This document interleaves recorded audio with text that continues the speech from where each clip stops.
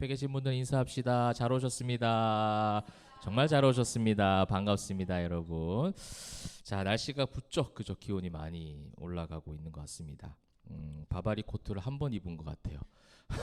네, 봄에 너무 날씨가 갑자기 급변하게 더워지니까 이제 갑자기 이제 지난주에는 벚꽃이 그래 좀 있었는데 지금 우리 교회 보니까 뒤에 한번 보십시오.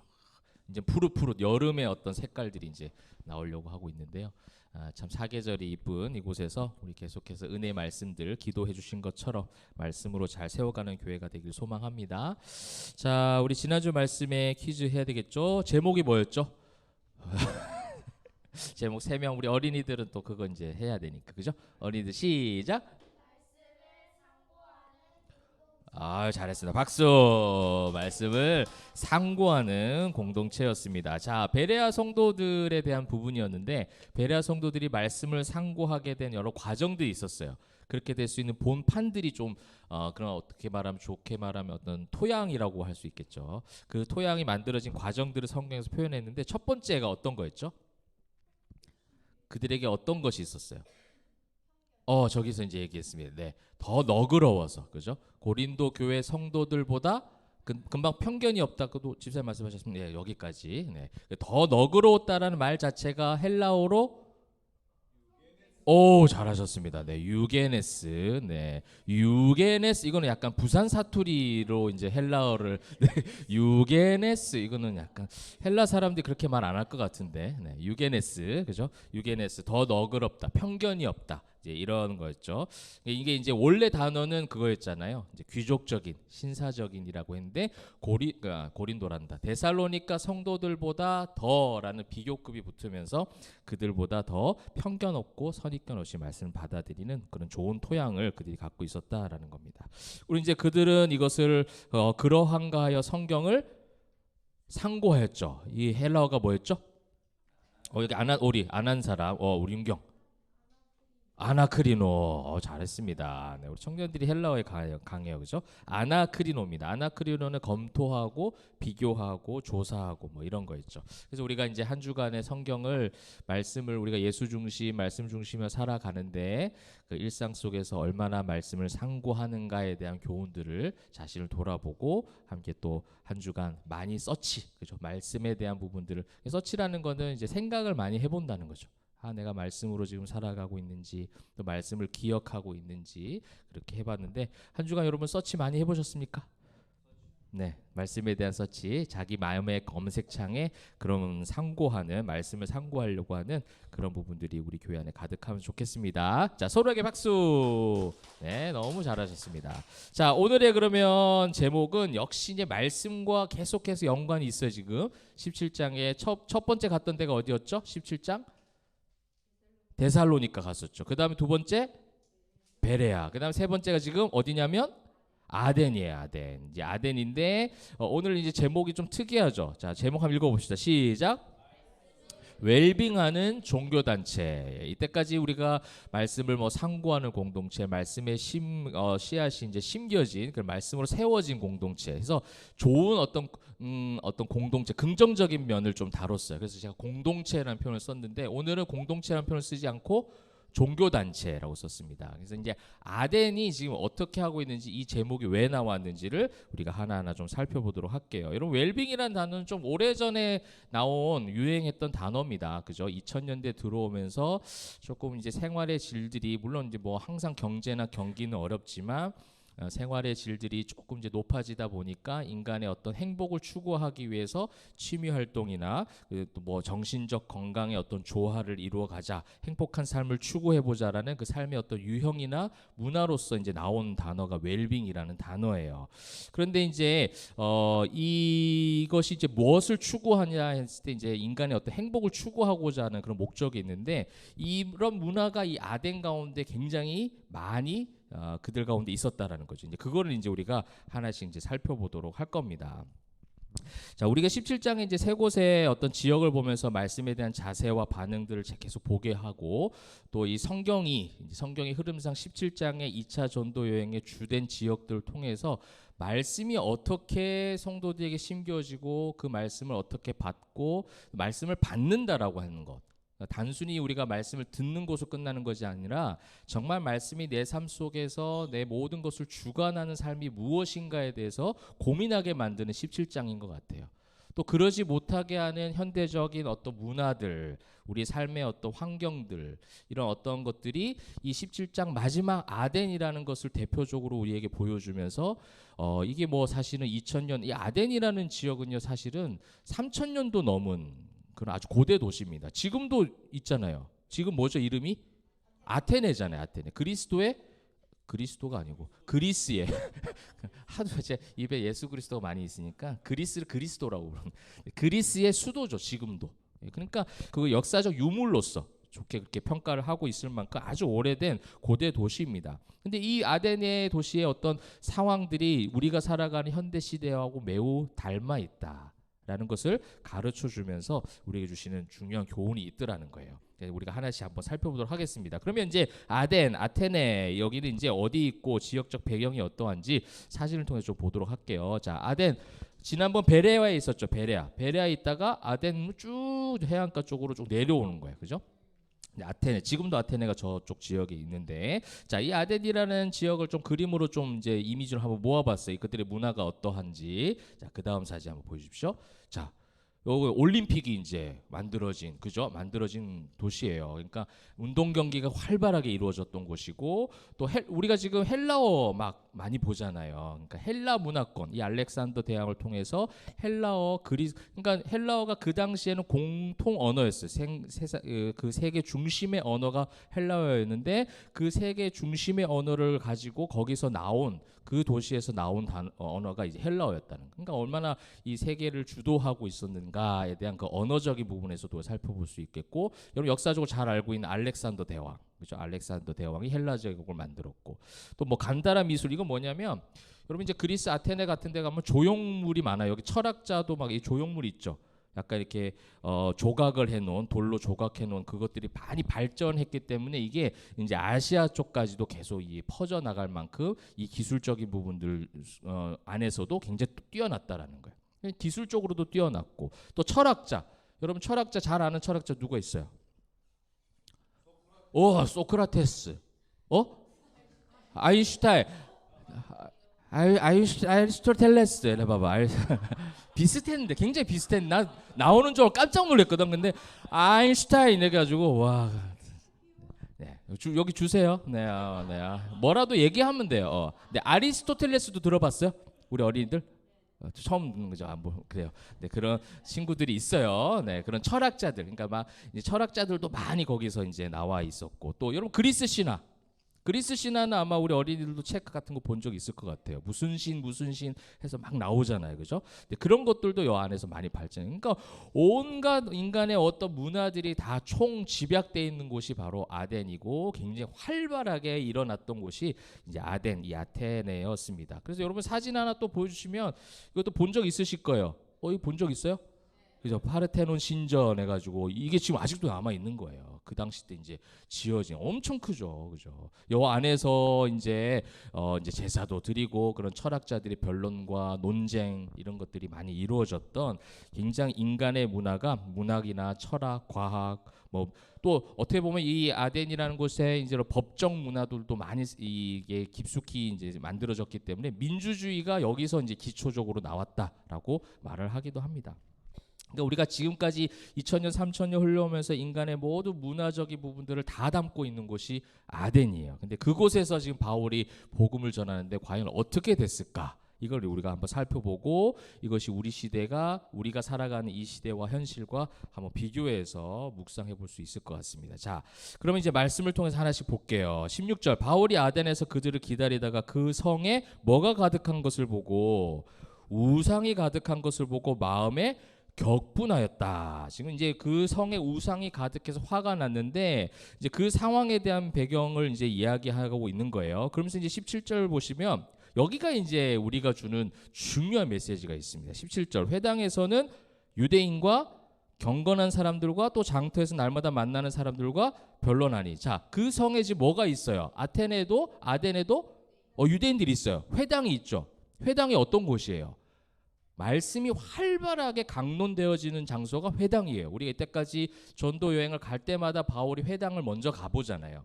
회당이 없었던 지역도 있지만 회당이 있으면 무조건 회당부터 가가지고, 왜냐하면 그 속에서 구약의 말씀들을 잘못 서로 나누고 있기 때문에 이것이 예수 그리스도를 향하고 있는 구원사적 메시지다라는 것을 전하기 위해서 회당으로 먼저 갔다는 거예요. 근데 회당에는 유대인도 있고, 그다음 유대인이 있고, 그다음 어떤 사람도 있다고 나와 있어요. 경건한 사람들도 있대요. 그런데 지금 이 도시가 지금 어떻다라는 거예요. 우상이 가득하고 그들이 말씀을 온전히, 뒤에도 이제 아주 쭉 보시겠죠. 말씀을 가려서 듣거든요. 그 표현이 말씀을 웰빙한다는 표현이에요.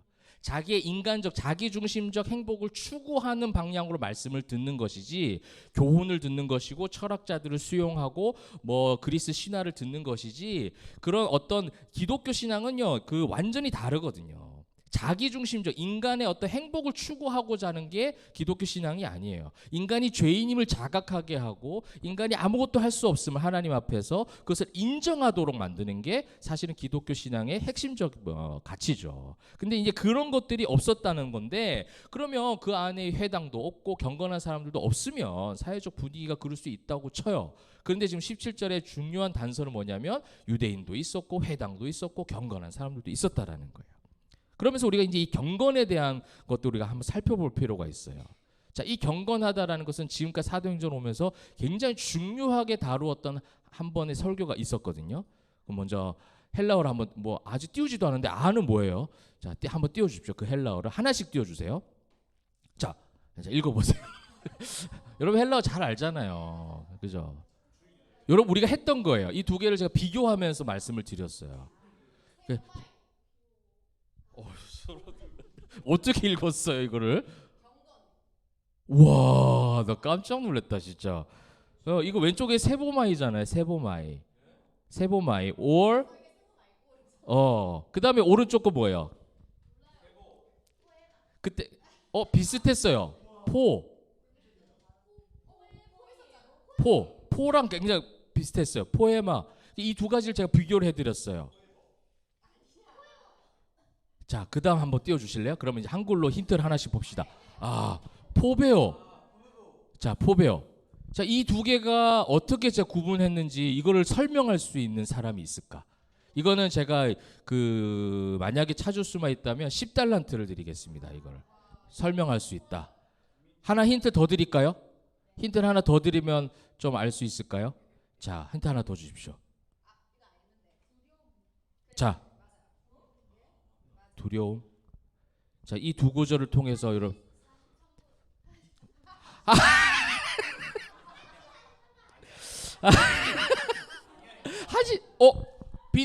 빈 손 들었어요.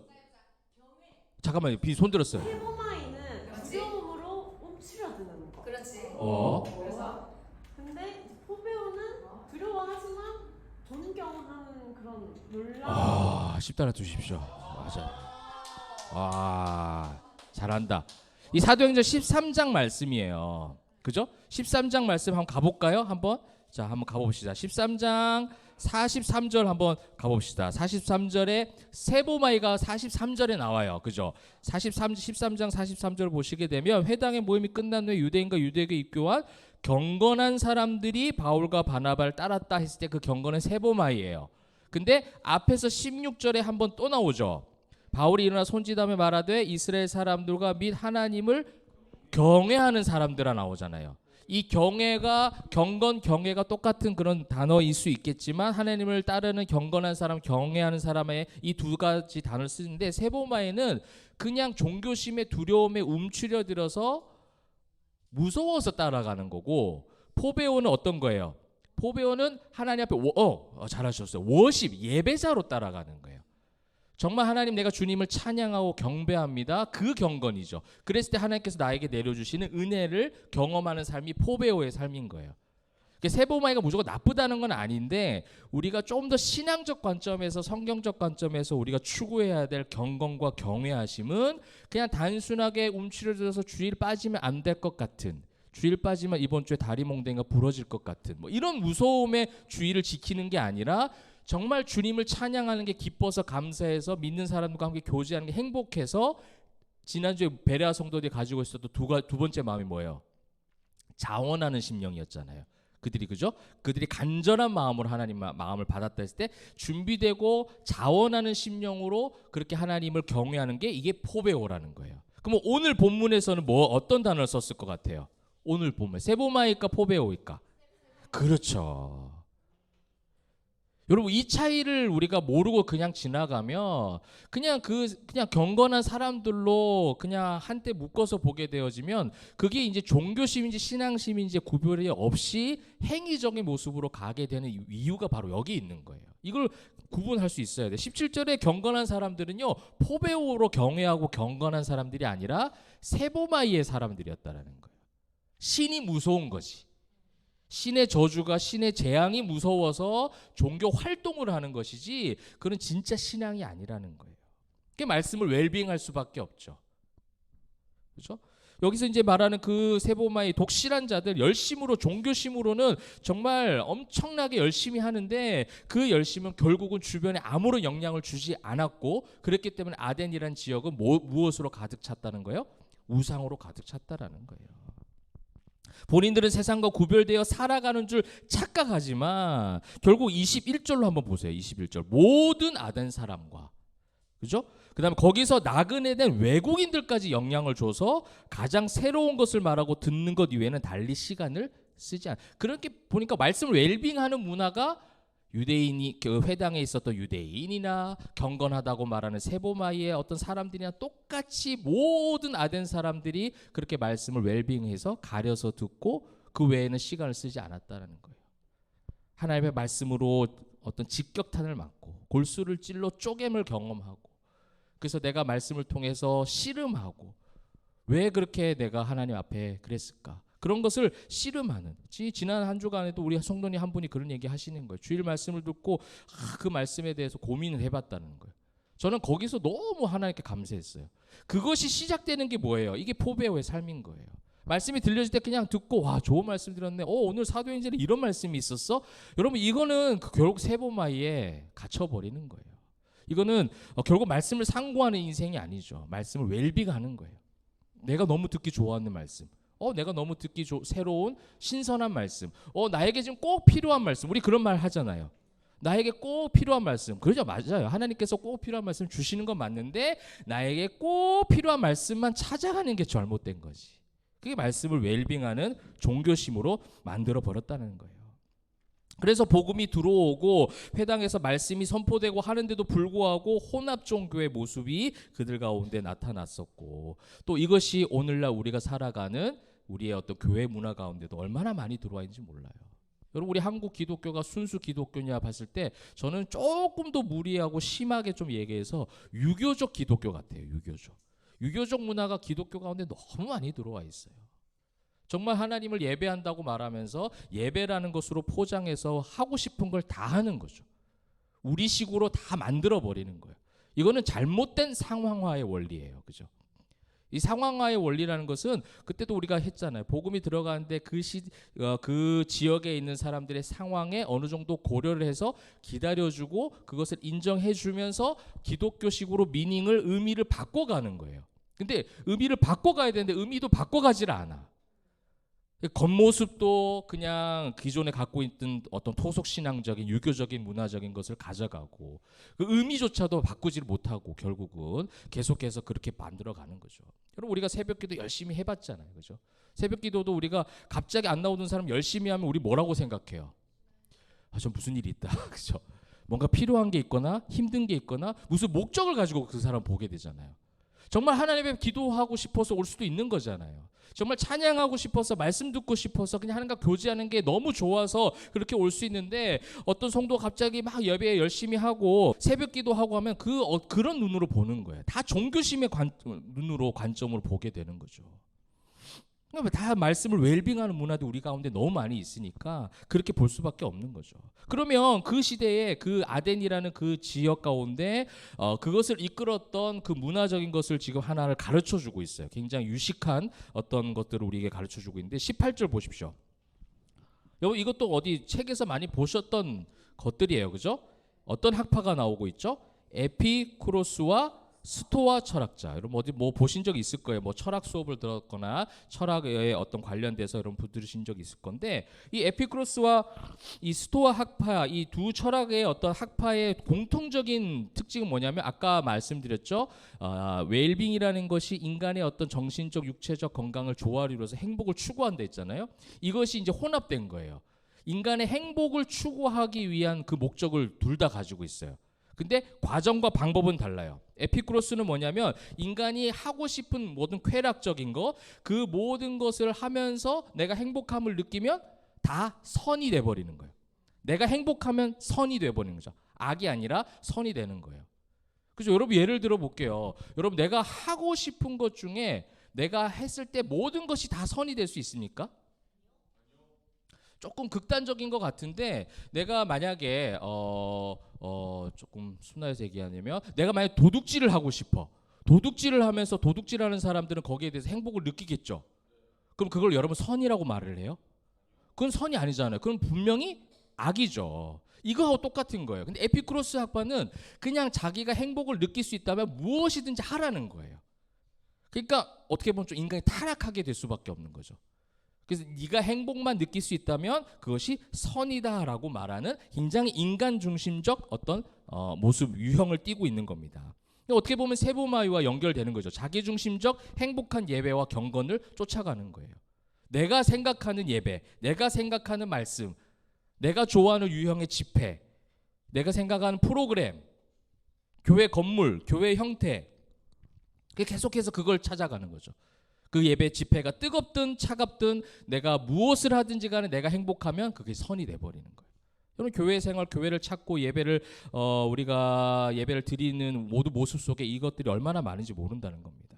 끊임없이 그 행복들을 쫓아가는데 사실은 그런 행복들은 만족함이 이루어지지 않죠. 그래서 계속해서 새로운 무언가를 자꾸 찾으려고 하는 거예요. 오늘 성경도 21절에 나오죠. 아까 읽었던 부분인데, 나그네대 외국인들이 가장 뭐한 것을 말하고? 새로운 것을 말하고, 더 자극적인 거, 더 좋은 거, 더 세련된 거, 더 멋있는 거, 더 내가 느끼기에 확실히 좋은 거, 다 자기중심적이에요. 저와 여러분이 여기서 자유하다라고 말하기에는 하나님 앞에 부끄러운 부분들이 많이 있을 거예요. 예배도 찬양도 모든 모습도 얼마나 자기 어떤 주관적인 자기가 생각하고 있는 관점들이 너무나도 많이 있다는 겁니다. 기존보다 더 새롭고 자극적인 자기 만족을 구하니 타락의 길로 갈 수밖에 없는 거죠. 죄인들이 죄에 쏠릴 수밖에 없는데, 자기가 생각하는 행복이 죄 쪽으로 갈 가능성이 많은데 그걸 계속 추구하다 보면 당연히 타락의 길로 갈 수밖에 없는 겁니다. 그렇다면 스토아학파도 자기 사람이 자기가 행복을 느끼는 게 선이라고 말하는 공통점인데, 스토아학파는 또 완전 극단적인 거예요. 여기는 금욕적인 생활을 해야 된다는 겁니다. 여기 이제 중심적인 것은 뭐냐면, 이 모든 자연의 질서와 규칙에 순응하면서 네가 뭘 하든지 간에 세상은, 지구는 돌아간다는 거죠. 그러니까 거기에 그냥 순응하면서 받아들이고 그냥 그 운명이 결정되어 있기 때문에 너무 집착하지 말고 세속을 떠나 살아가라는 거예요. 그럼 이것도 굉장히 극단적인 거죠. 이렇게 하면서 행복을 추구하는 그것이 선이다라고 말하는 거예요. 금욕 생활. 그래서 네가 뭔가를 적극적으로 하려고 애를 쓰지 말고 그냥 가만히 그냥 돛닥듯이, 그죠? 그냥 산속에 들어가 돛닥듯이 가만히 있다 보면 세상은 흘러가고 세상이 지나가고 끝나고, 그러면 나는 이제 자연으로 돌아가고, 막 이런 식으로 하는 게 스토아학파인 거죠. 그러니까 이런 두 가지 가장 대표적인 철학 사상이 이 아덴 가운데 있기 때문에 극과 극을 지금 달리고 있는 거예요. 모든 인간의 균형 감각을 다 깨뜨려 버린 거예요. 신앙은 이것을 맞춰가는 것이 신앙이죠. 신앙은요, 인간이 복음을 통해서, 말씀을 통해서 예수 안에서 행복을 추구하는 것도 성경에서 가르쳐 주시는 게 맞아요. 그러나 그 행복을 추구하고 쫓아가는 것이 내 중심적이 아니라 말씀 중심이어야 되고, 하나님께서 무엇을 말씀하시는가에 대한 집중력과 또 거기에 대한 상고함으로 이루어져 가는 것이고, 하나님이 만들어 가심을 거기에 맡겨드리는 거예요. 그러면서 주어진 일상의 삶을 어떻게 해야 돼요? 최선을 다해서 내가 감당해야죠. 그죠? 복음을 전하는 사람의 어떤 통로로 사용받기 위해서 직장으로, 사업장으로, 가정에 가서 최대한 내가 예수를 믿는 것에 대한 고민을 통하여 변화를 경험하고 그래서 최선을 다해서 살아가는 거. 이거 신앙인데 지금 세상은 어떻게 해요? 에피쿠로스, 스토아 완전 극단적으로 흘러가고 있는 거예요. 심지어 거기 있었던 회당의 유대인들, 거기 있었던 세보마이라는 그 경건하다라고 말했던 사람들조차도 아마 그랬을 거라는. 그래서 성경이 뭐라고 해요? 모든 아된 사람들이 이렇게 얘기하잖아요. 그거를 굉장히 대비시켜 놓고 있는 거예요. 그 바울은 인간에게 지금 참된 어떤 평안과 채움이 있는 진짜 행복, 그 너희가 그 쾌락을 쫓아가는 그런 행복 말고 하나님께 주신 참된 평안과 행복이 있는 그 말씀을 전하죠. 오늘 뭐라고 어떤 걸 전했어요, 바울이? 그렇죠. 예수와 부활을 전했잖아요. 예수 그리스도의 그 십자가를 전한 것이고 그 부활하심의 소망, 죄로 인하여 죽을 수밖에 없었던 우리들이 십자가로 구원받아서 보혈의 능력으로 씻음 받았으니 거기에 대한 자유함, 그러나 부활에 대한 그 최종 참 소망이 있기 때문에 세상을 살아갈 수 있는 참된 그 힘과 능력을 경험하는 그 온전한 복음을 그들에게 전했어요. 근데 그들에게 전했는데 그들이 뭐라고 얘기하냐면 어떻게 지금 반응하죠? 19절 20절 보니까 이 새로운 가르침이 무엇인지 우리가 알 수 있겠느냐, 그러면서 얘가 어떤 이상한 것을 우리에게 들려주니 그 무슨 뜻인지 알고자 계속 이해가 되지 않는 거예요. 이게 무슨 말이야? 쾌락을 쫓아가는 게 맞는지 아니면 금욕 생활하는 것이 맞는지 그거를 조금 말씀, 이 성경을 통해서 가르쳐주면 참 좋겠는데 그걸 가르쳐주지 않아요. 그걸 가르쳐주지 않고 예수 안에 십자가를 전하고 부활을 전하니까 이게 무슨 뜻이지? 그러는 거예요. 그럼 교회 안에도 여러분 이런 게 있잖아요. 극단적으로 흘러가잖아요. 예수 잘 믿고 뭐 받자? 복 받자. 그게 지금 에피쿠로스 스토아파를 따라갔던 종교심 아닙니까? 교회가 다 종교단체가 되어버리는 거예요. 하나님께서 기뻐하시기 위해서 우리가 더 열심히 교회를 세워가야 되고, 여러분 더 열심히 예배 가운데 나와서 뜨겁게 기도해야 되고, 잔잔하게 기도하면 마치 무슨 신앙이 없는 것처럼, 말 안 하고 가만히 있으면 그냥 신앙이 없이 지옥 가는 사람처럼 그렇게 평가를 해버리잖아요. 열심히 봉사하고 섬기지 않으면 직분은 절대 못 받는 것이고. 교회 안에 뭐예요? 이게 전부 지금 균형이 다 깨어져 버린 거예요. 이게 뭐가 22절에 오늘 표현한 것처럼 바울이 아레오바고 가운데 서서 말하되 아덴 사람들 너희를 보니 범사에 뭐가 많도다? 종교심이 많도다. 이게 다 종교심인 거예요. 여러분 이 종교심이 많도다라는 이 원어적인 표현은요, 긍정적으로는 경건하다라는 표현으로 쓰지만 부정적으로는 미신적이다라는 표현을 써요. 아까 말했죠. 우리 유교적 기독교 문화가 우리 한국 교회 가운데 너무 많이 들어와 있다는 거죠. 이 미신적이라는 거예요. 미신적으로 빠져있는 그 종교주의라는 거죠. 결국 그렇게 빠져있으니까 23절에 어떤 신을 섬기고 있어요? 너무 이제 황당하지 않아요? 바울이 황당한 거예요. 보고 있으니까.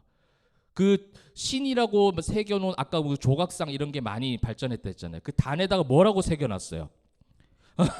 신 이름이 알지 못하는 신이에요. 자기가 알지도 못하는 신을 지금 섬길 정도로 모든 신아 다 내게로 와라 이거예요 지금.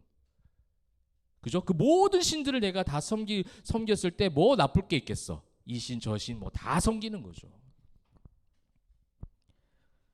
유식하다고 믿었던 그 너희들의 그 무지함을 지금 알고 있어. 너희 지금 알지 못하는 신을 섬긴다고 지금 그러고 있는 거예요.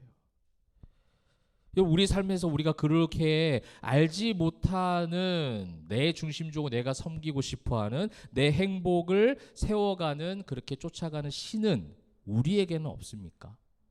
우리에게도 있을 수 있잖아요. 우리 각자 개인에게도 있겠지만 우리 교회 공동체로 본다면 때로는 교회 가운데 교회 안에서 목사가 신이 되기도 하는 문화들, 그렇죠? 그리고 교회가 건축이 신이 되어버리는 거죠. 이 알지 못하는 신들이에요 다. 건축을 쫓아가는 건축신을 믿는 거죠. 그죠? 그다음 교회 안에서 뭘 받아야 된다? 막 직분 받아야 된다는 것으로. 그래서 직분을 받도록 이끌어가는 그 직분의 잘못된 신들. 봉사와 헌금, 섬김이 모든 것들이 다 예수를 다 배제하고 예수는 없고 말씀은 없고 봉사와 헌금, 섬김이 더 먼저 앞서는 그 알지 못하는 신들. 우리 교회 안에 이런 것들이 앞으로 들어오지 않도록 또 우리 한 사람 한 사람이 그렇게 말씀으로 무장되어지지 않으면 언제 이런 문화가 들어올지 몰라요. 교회 공동체 가운데 잘못된 신을 섬기는 거예요. 여러분 개인적으로도 마찬가지 아닙니까? 여러분들이 추구하고 쫓아가고 여러분들이 행복이라고 기준 삼는 게 뭐냐는 거예요. 그걸 계속해서 지금 이 17장 말씀들을 통해서 우리에게 보게 하시는 거예요. 그래서 바울은요 24절부터 우리가 읽지 않았지만 24절부터 31절에 쭉 이제 말씀을 전하고 있는 거예요. 여러분 첫 부분 볼까요? 우주와 그 가운데 있는 뭐를 전하고 있어요? 만물을 지으신 하나님. 여기에 이제 기독교적 세계관이 다 나오고 있어요. 기독교 세계관 뭐죠? 창조, 타락, 잘한다. 구속, 잘한다, 그죠? 다 같이 합력해서 선을 이뤘습니다, 그죠? 창조, 타락, 구속. 그 타락과 구속 중간에 뭐가 있죠? 살짝 이렇게 들어간다면 보존이 있죠, 보존. 창조와 타락했지만 하나님께서 보존하시죠. 우리를 멸망시키지 않고 보존하셔서 뭘 이루시는 거예요? 구원의 은혜를 예수 그리스도를 통해서 이루어 가시잖아요. 이게 창조의 하나님, 보존하시는 하나님. 보존했다는 건 타락했기 때문에 보존하는 거예요. 너희가 지금 알지도 못하는 막 하나님을 더듬어 찾아간다는 표현이 27절 나오잖아요. 그러니까 죄인들의 모습인데 그것을 어떻게 해요? 하나님께서 그대로 놔두셨다가 나중에 30절에 모든 사람들에게 명하사 뭐하라 하셨으니? 회개하라 하셨으니. 회개하라, 천국에 가까웠다라는 것은 결국 예수 그리스도께서 오셨을 때 나오는 선포잖아요. 그러니까 이렇게 하나님이 어떤 분이신가에 대한 관심이 지금 없다라는 거예요. 그 신이, 그 철학이, 지금 그 문화가 어떠한 건지에 대한 그거에 대한 상고와 고민은 없이 그냥 내가 오늘 잘 먹고 잘 살면 되고 내가 웰빙, 내 건강과 내가 먹고 사는데 아주 행복하면 뭘 하든 어떤 교회든 어떤 말씀이 선포되든 무엇을 하든지 상관이 없다라고 되어버린 그런 종교단체가 이 아덴에 가득히 있었다는, 그런 문화가 있었다는 거죠. 근데 그들은 결국은 조롱하거나 뒤에 이제 오늘 이제 다음 주부터 우리가 바로 18장 넘어갈 거거든요. 근데 본문은 23절까지 읽었는데 뒤에 보니까 사람들이 어떻게 반응해요? 32절에 보니까 어떤 사람은 조롱도 하고 들려지지 않아요. 굉장히 심각한 이제 그 아덴의 문화들을 우리가 보여주고 있는 거죠.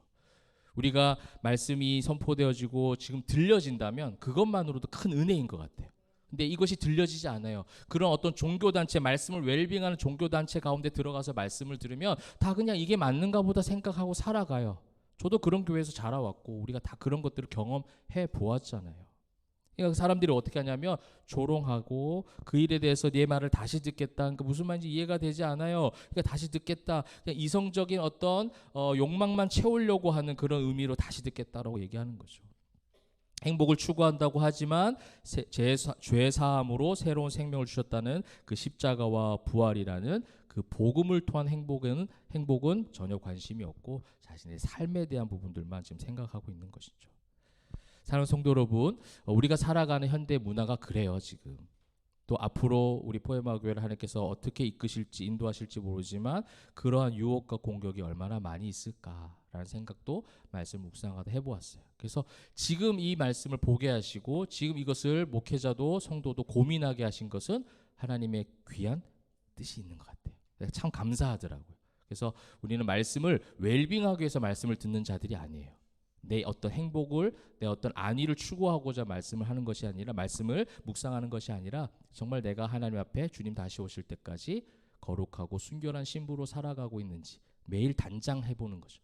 매일 깨끗하게 내 몸과 마음을 씻는 그 모습처럼 그렇게 말씀으로 세워져 갈 때 우리는 말씀을 웰빙하는 종교단체가 아니라 말씀을 상고하고 말씀으로 세워지는 그런 아름다운 공동체가 되시기를 주님의 이름으로 축복합니다. 네, 이제 말씀을 맺으면서 오늘 이 아덴의 모습을 본 바울의 어떤 감정적 표현이 등장을 하죠. 어떻게 감정적인 표현을 했죠? 바울이 격분하였어. 격분. 와, 화가 났어요. 그죠? 이 격분이라는 단어는요, 사실은 헬라어에서 이제 파록시노라는 단어인데, 파록시노라는 단어는 그 신약에서 많이 안 나와요. 이게 어디서 또 나오냐면 저 고린도전서 13장에 사랑에 대한 메시지 나오잖아요. 사랑장. 거기서 사랑은 뭐 하지 않으며 할 때, 사랑은 성내지 않으며, 시기하지 않고 성내지 않으며, 그 성내지 않을 때 이 단어를 잠깐 써요. 헬라 신약 성경에서 많이 나오지 않는데 이 단어가 그럼 어디서 많이 나오냐면 구약에서 많이 나와요. 근데 구약은 히브리어잖아요. 그죠? 근데 구약의 히브리어를 기원전에 70명의 사람들이, 70명의 헬라어를 아는 유대인들이 그 당시 이제 공통 언어가 헬라어로 자꾸 가고 있으니까 번역을 한 성경이 있어요. 이걸 70인역이라고 해요. 70인역 성경이라고 하는데, 그래서 그 구약 성경을 헬라어로 보는 거죠. 근데 이 구약 성경의 이 파록시노라는 단어가 50회 이상 나와요. 많이 나와요. 그러면 이 단어가 그럼 언제 더 많이, 확률적으로 더 많이 사용돼? 어떤 분위기에서 격분하고 화난다라는 표현을 썼느냐? 하나님의 격분, 하나님의 화가 나심에 대해서 많이 사용하는데 하나님이 화가 나신 경우는 어떤 경우였을까? 구약에서. 그렇죠. 금송아지하고 우상. 그죠? 이게 가장 많이 있었다는 거예요. 나를 섬기지 않고 우상을 섬기고 있는 너희들의 그 웰빙하는 종교심에 하나님께서 화가 나시고 격분하셨다는 단어로 이 파록신호를 굉장히 많이 사용합니다. 여러분, 이것이 우리가 가지고 있어야 돼. 하나님과 같은 마음이어야 돼요. 교회가 커져가고 여러분이 한 사람 한 사람이 신앙 안에서 성장해가는 거 너무 좋은데요. 그 가운데서 그 성장의 과정에서 나를 착각하게 만드는 그 잘못된 행복을 추구하게 만들고 그래서 말씀을 웰빙하게 만드는 것에 대해서 하나님은 격분하시는데 그 같은 마음으로 격분할 줄 아는 성도, 교회, 이것을 하나님은 기다리시는 것 같아요. 여러분, 제가 부교육자 생활 해오면서 쫙 돌아보니까 배웠던 거, 들었던 거, 경험했던 것 중에 격분할 만한 일들이 너무 많이 있더라고요. 근데 그 속에서 때로는 그냥 격분하지 않고 받아들여야 한다고 넘어가는 적도 있었죠. 나이도 어렸고 또 그런 위치에 있었기 때문에. 이제 교회를 함께 여러분과 세워가면서 제가 담임 목사가 되니까 이 부분에 대해서 하나님께서 오늘 말씀 준비할 때 많이 생각나게 하시더라고요. 격분해야 될 항목들을 막 생각나게 하시는 거예요. 그 중에는요, 어떤 분은 그랬어요. 목회자는 교회의 CEO가 돼야 돼. 뭐 이렇게 가르쳐 주는 사람. 격분해야 되는 거예요. 교회 CEO가 왜 목사예요?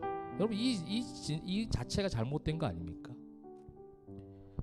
교회의 부흥과 기준을 예배의 어떤 화려함과 겉모양으로, 사람의 숫자와 건물의 크기로 보도록 했던 모든 것들. 그래서 그거를 위해서 돈을 걷고 그것을 위해서 기도라는 것을 포장해서 기도회를 하고 특별 기도회를 하고 다 자기 행복을 추구하고 쫓아가던 거 아닙니까? 여기에 우리 어떻게 해야 돼요? 파록신호 해야 돼요. 격분해야 돼요. 제가 그렇게 하려고 하면 여러분 화를 내세요. 저한테 격분을 하세요. 목사님! 이렇게. 그게 아름다운 공동체인 것 같아요. 여러분, 우리 교회 안에는 그런 어떤 유혹이 있을 수 있지 않을까요? 지금 우리 교회는 일상의 예배가 일상의 어떤 모임들을 최소화하고 있어요. 그 최소화하는 이유가 뭐예요? 여러분이 너무 바빠서 지금 그렇게 제가 해드리는 걸까요? 그렇죠. 이 목적을 기억하셔야 돼요. 일상에서, 가정에서 여러분들이 그곳을 교회로 만들어라는 거예요. 직장과 사업장을 여러분이 있는 성전된 여러분이 가서 그곳에 선한 영향력을 끼쳐라. 그 에너지를 쓰라는 의미로 교회로 오지 말라는 거예요. 여러분, 이것이 이제 나중에 어떻게 될 수도 있어요? 편하다라고 갈 수도 있는 거예요. 야, 우리 교회 너무 좋아. 주중 예배가 없어. 이렇게 말해버리는 것에 우리는 뭐 할 수 있어야 돼요? 격분해야 돼요. 그럼 매일 모이게 할 거야, 난 그렇게 얘기하면. 여러분, 이것이 맞다라는 것을 저와 여러분이 증명해 갑시다. 그렇죠? 예배 안 모이고 주중에 안 모이는 게 편해서 우리 교회가 좋은 게 아니라 말씀을 오히려 여러분 더 씨름해야 돼요. 일상에 가서, 가정에 가서 막 씨름해야 돼요. 내가 여전히 말씀 가운데 말씀이 이렇게 말씀하셨는데 왜 나는 내 행복과 내 선을, 내가 생각하는 그 잘못된 선을 추구하려고 하지? 격분하는 거예요. 그게 뭐예요? 하나님의 마음이라는 거예요. 우리 그런 교회, 그런 성전들 되시기를 진짜 진심으로 주님 이름으로 축복합니다. 그래서 다음 일상 가운데서도 여러분 일상 가운데 매일 예배자로 살아가셔야 돼요. 매일 말씀을 상고하시는 거예요. 교회 안 모인 대신에 각자의 고민 속에, 각자 하나님과 여러분의 관계 속에 하라는 거예요. 공동체적으로 모여서 하는 거 너무 잘해. 한국교회는 집회적으로 모여서 기도하고 찬양하고 뜨겁게 통성하는 거 너무 잘해요. 근데 돌아가는 길에 차를 빼면서 싸우고, 그죠? 운전 험하게 하고, 가정에 가서 가장의 역할, 엄마의 역할, 자녀의 역할 안 하고. 그럼 이게 지금 이거에 대해서 우리는 격분해야 된다는 거예요. 자, 그러지 말고 참된 예수의 제자들로 여러분이 있는 곳곳에서 일상에서 말씀의 사람들로 씨름하셔서 말씀을 웰빙하는 종교단체가 아니라 말씀으로 세워지고 말씀을 상고하는 그런 17장을 마무리하면서 우리 교회에게 그런 하나님의 천국 복락이 그 뜻이 있기를 주님의 이름으로 축원합니다.